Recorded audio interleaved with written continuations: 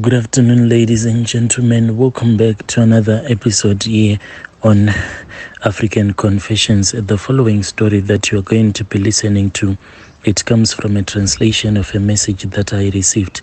The translation reads like this. Hello, Brother Nashi, how are you? Can you please post my own story as hidden identity? Well, my brother, my story goes on like this. I feel as if I am about to betray my own husband, but men out there, you need to be very careful with the way that you treat your own wives, because if you end up cheating on them, a woman will do anything so as to get back to you. This secret that I want to share with you, I had never shared it with anyone, even my best friends. They never understood where my husband's money was coming from, but I am now tired. It has been 10 years right now. My husband has been constantly cheating on me over and over again, and I have finally reached what they call a breaking point.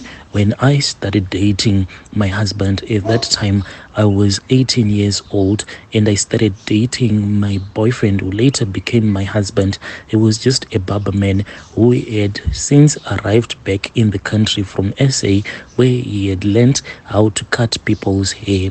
Well, my brother, what pushed me into dating him so early was the love of money, because whenever I was around him, he kept on spoiling me. He would give me a lot of money.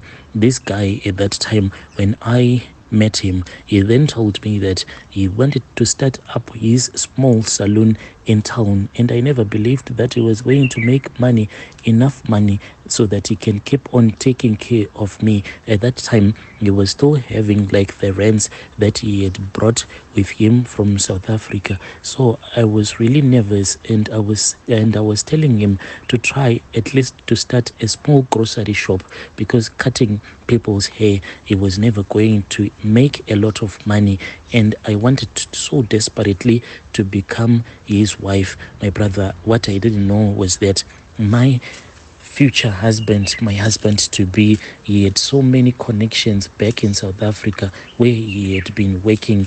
My husband, he traffics human hair.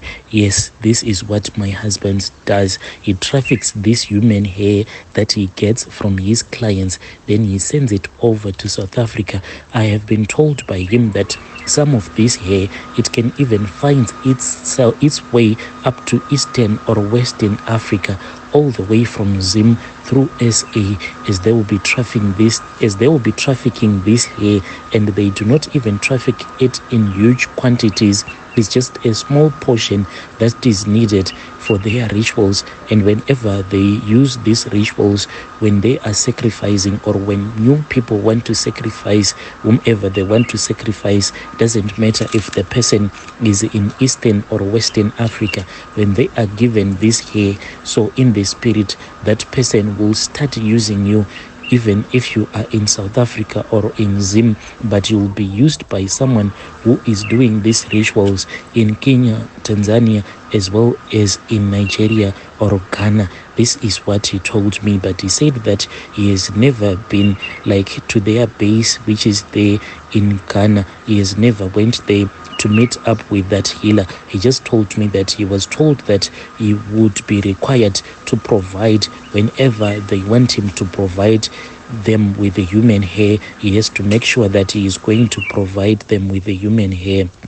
My brother, after he had told me his confession, well, I said that, so if this is the way that he is making money, then there is no need for me to tell my parents or my friends. But all that they were going to know was that my husband to be was a man who was a resourceful man, who was an entrepreneur, who was starting a lot of small businesses, and he was making a lot of money from those small businesses. You know, like they say, never tell anyone your true source of wealth, because they will feel jealousy over you. That is the secret that I have been keeping in my heart since I was 18 years old. Now I am 28, but I am tired. I can't even count the number of women that he has cheated on, and these women, all of them he makes sure that he will tell them that he is a wife. Some of these women, they end up like when they get hold of my phone numbers, they will threaten me and they will tell me that they are going to make sure that I am going to get divorced from my husband, and this has given me a lot of pain. Well, my brother, I am here to confess all of those sins that my husband is committing. Usually, my husband, what he does is that in the third week, that is when you will cut someone's hair, and after cutting someone's hair, that is when you will take a portion of his hair and you will keep it at this other altar. This altar, it is underneath our bed. Even at that time when we were still renting, whenever we would move from one place going to another place, then we had to make sure that we will move that altar or the stuff that was in our bedroom by ourselves. In the afternoon, we will hire some guys to come and help us out, but we will tell them that we were going to lift up all the items in our bedroom all by ourselves, because this is what he was told, that the altar is not supposed to be touched by anyone that is not his wife. And my brother, we have been doing this. My brother, at that time when I fell in love with him, what happened is that I started to have serious headaches. At the time when he finally told me that he was a ritualist, I was bleeding from my nose. At the same time, I was pregnant. When I was rushed to the hospital, that was when even my parents found out that I had fallen pregnant, and I told them that indeed I had a boyfriend, and this man, he was willing to get married to me. But my brother, it was like a huge sin that I had committed the day that I accepted like this ring that he gave me whilst I was admitted in hospital. That was when I lost that pregnancy. I then lost 2 more pregnancies, my brother. And whenever I would lose these pregnancies, I would always dream of this other big calabash that was mixed with human hair and full of blood. It was really scary. I saw that inside that calabash there was a paper that was written there, but I didn't know what type of language that was used to write that piece of paper. Then my husband then told me that indeed these were the rituals that he has been taught to perform. He said that he started supplying this other traditional healer that he used to call Ubaba, who was in South Africa. It was the first Sangoma who ever gave him the first job to supply him with the hair that he was taking from the people that he was cutting their hair. And each and every 3 weeks, that is when he said that he is required to supply Ubaba with this human hair. It is not even a lot, my brother. He can even move through borders with that hair that is intended to leave South Africa going to Western or Eastern Africa so that it can be used for those rituals. He just place it in a very small plastic. If he is going to personally deliver it to South Africa, he place it into a small plastic. No one will ever even think that it is something that is very suspicious. Then they will go with it to South Africa, mix it with some herbs, then they will send it. It's either to Ghana, like I said, or they will send it to Eastern Africa. My brother, for a very long time, I've been keeping this secret. But as for my husband, he has made me to become tired with his cheating ways. He cannot stop cheating. I have lost so much, my brother.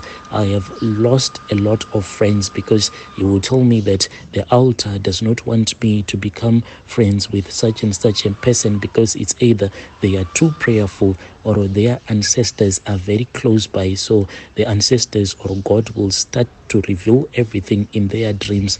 You can just imagine how many friends I have lost because of these things. I am a woman who is always indoor because this is what the altar wants from me. The altar wants my presence at all the times. I can't even go and enjoy the same money that we have.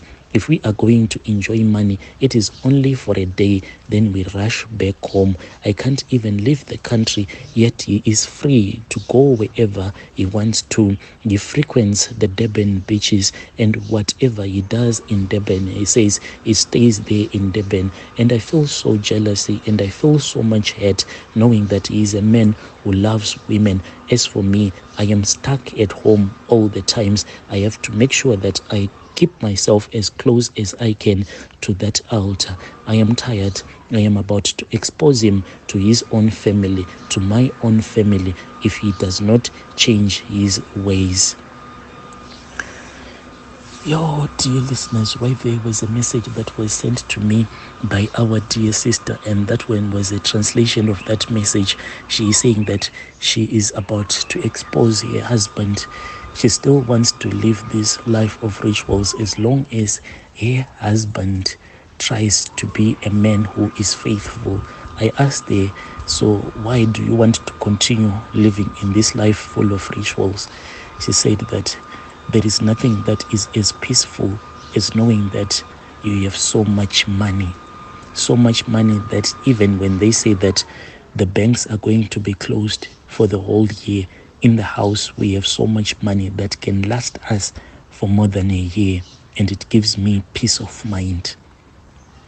So our dear sister is not willing to let go of the money, but she just wants advice on how she can change her husband's behavior so that the husband can stop having multiple partners. Strange things do happen in this world.